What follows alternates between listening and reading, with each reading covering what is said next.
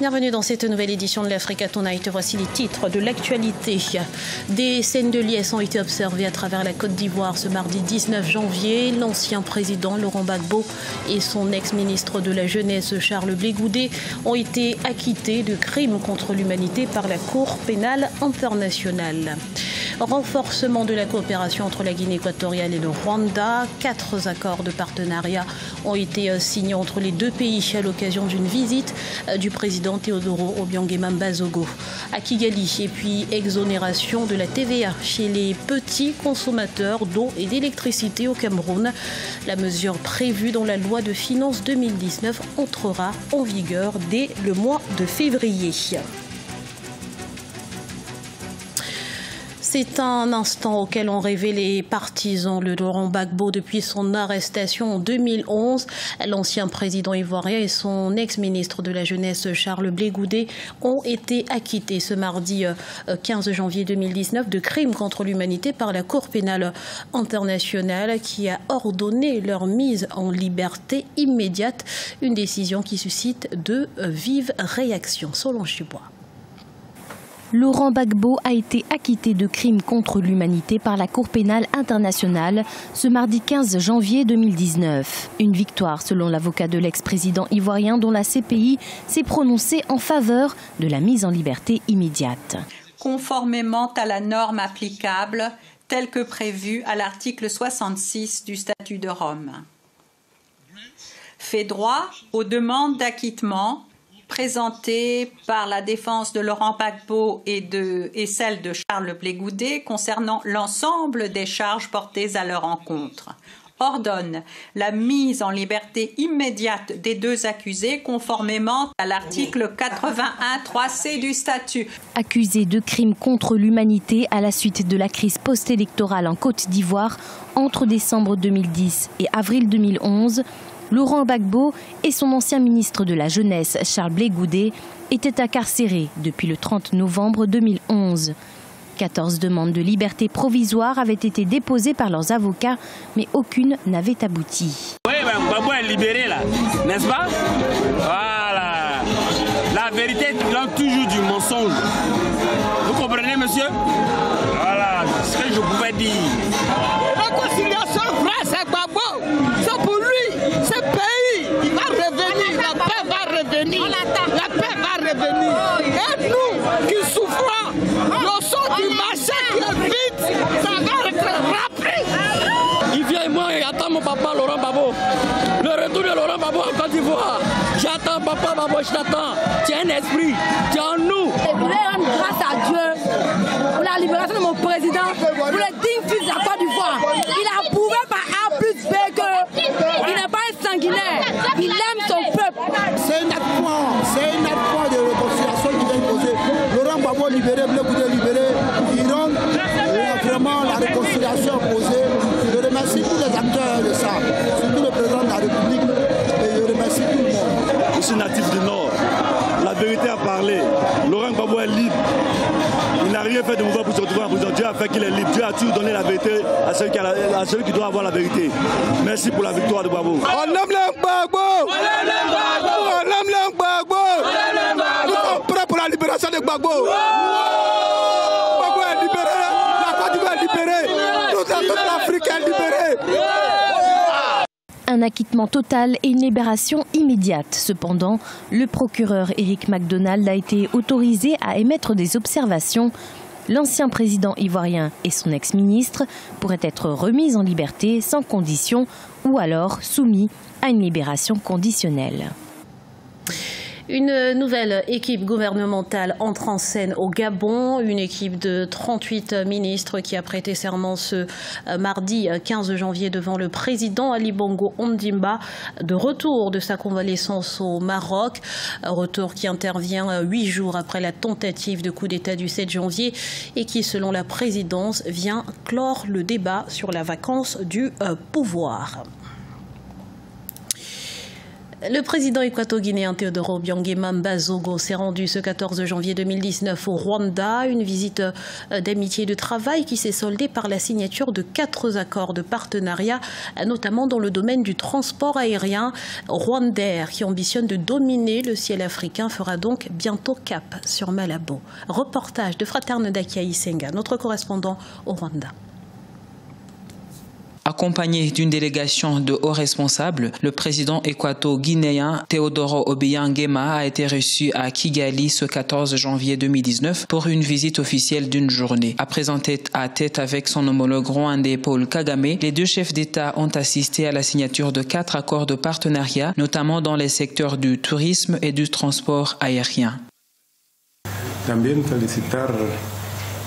J'aimerais féliciter le président Paul Kagame pour son leadership manifeste sur le continent, notamment sa capacité à afficher lors de la présidence au sein de l'Union africaine. Je le félicite également pour le développement de son pays. Dans ce sens, le Rwanda, plus particulièrement la ville de Kigali, est un modèle pour l'Afrique.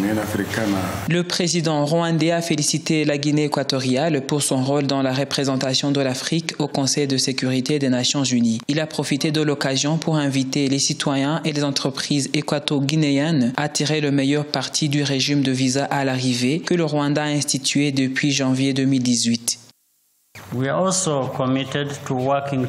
Nous sommes aussi engagés à travailler ensemble pour avancer les objectifs de notre continent. Je félicite la Guinée équatoriale pour la représentation de l'Afrique au Conseil de sécurité des Nations Unies, aux côtés des pays comme la Côte d'Ivoire et l'Afrique du Sud. J'aimerais également reconnaître le soutien de la Guinée équatoriale au processus des réformes de l'Union africaine et d'avoir signé l'accord sur la zone de libre-échange africaine ainsi que la libre circulation des personnes.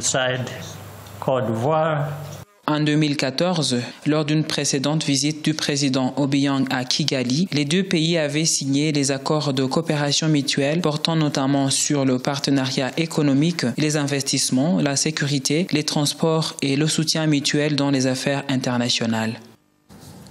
Il a dénoncé un putsch électoral et va devoir argumenter. En République démocratique du Congo, l'audience publique sur la contestation des résultats de la présidentielle du 30 décembre 2018 s'est ouverte ce mardi à la Cour constitutionnelle. Martin Fayoulou, qui revendique la victoire avec 61% des suffrages, demande le recomptage des voix. La Cour a 8 jours à partir du dépôt du recours pour rendre sa décision. Selon l'analyste politique Martin Ziakou, toutes les parties prenantes ont intérêt à s'investir pour la vérité des urnes alors que le pays s'achemine vers une cohabitation historique. Écoutons-le. Si le président proclamé par la CENI venait à s'investir pour que la vérité des urnes puisse éclater et que celle-ci venait à jouer en sa faveur, elle pourrait alors espérer avoir assez de marge de manœuvre, de négocier à l'interne avec le FCC pour élargir son escarcelle et espérer que dans le concret, il puisse avoir assez de possibilités d'imposer sa marque de gouvernance, son style de gestion du pays. Mais s'il ne réussit pas à s'investir pour faire éclater la vérité des urnes, ça signifie que tacitement, l'on pourrait penser qu'il y aurait anguille sous roche, ce qui jouerait en sa défaveur et limiterait sa marge de déploiement et de mobilisation pour dégager une majorité à travers une transhumance politique qui jouerait en sa faveur et qui limiterait les capacités de pression du FCC à son encontre.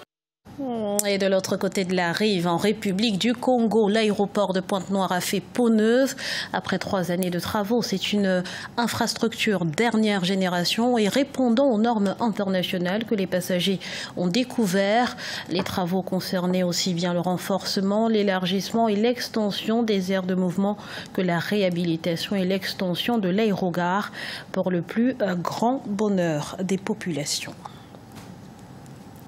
Voilà qui devrait soulager de nombreux ménages et quelques entreprises camerounaises. Dès février 2019, la TVA ne s'appliquera plus aux consommations comprises entre 0 et 220 kWh.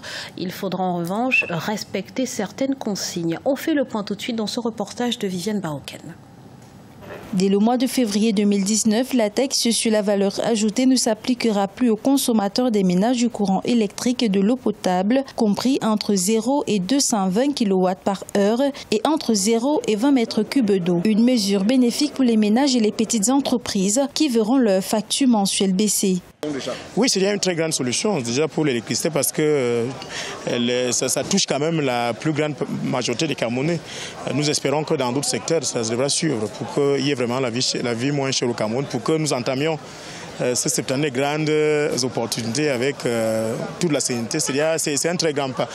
Cette mesure est l'une des innovations fiscales contenues dans la loi de finances 2019. Une exonération qui, selon les responsables des impôts, vise notamment à l'amélioration du climat des affaires et du niveau de vie des populations. Mais pour l'association des consommateurs, cette mesure ne résout aucun problème sur la qualité du service offert. Le consommateur d'eau n'a pas d'eau. Les robinets sont à sec. Et même quand il y a de l'eau, la couleur est parfois verdâtre, donc la qualité d'eau est douteuse. Pour l'électricité, c'est pareil.